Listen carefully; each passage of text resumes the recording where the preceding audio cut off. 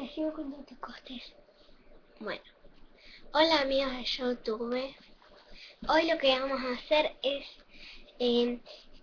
cómo tener los trajes, las pelotas y todo lo de animales.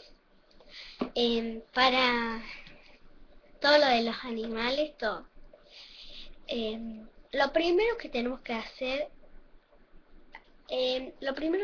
hacer es ir a tener un iPhone o iPad o algo que pueda descargar, iPhone o iPad, mejor dicho, o iPod Touch, todo eso, para que puedan conseguir, para que puedan descargar Odisea de Animales. Acuérdense, Odisea de Mascotas, mejor dicho, porque animales me confundo yo.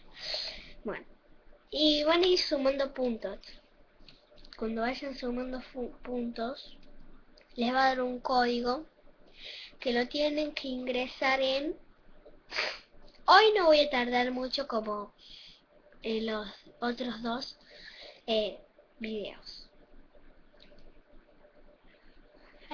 Vamos a ir a la Tecnotienda, nuevos celulares. Y vamos a ir a donde está Gaturro con Ágata y los animales, la bruja, el reloj, bueno, se dan cuenta. Ingresan el código, yo voy a poner Odisea. Y lo que van a hacer es poner el código. Les va a salir y se van a ganar pelota, todo.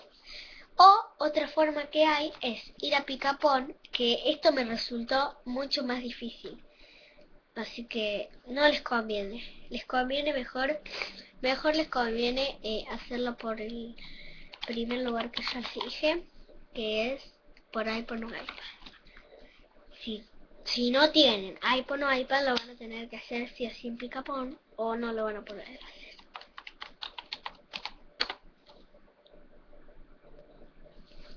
Bueno, también acá tienen que ir en el RAIN.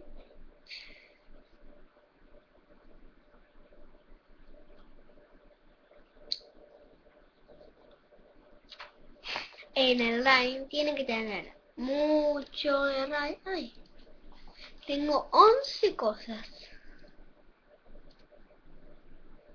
Bueno.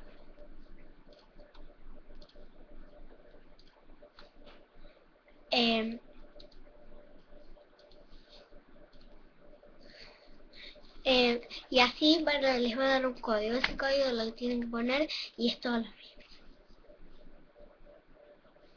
Bueno, chao y nos vemos en el próximo video.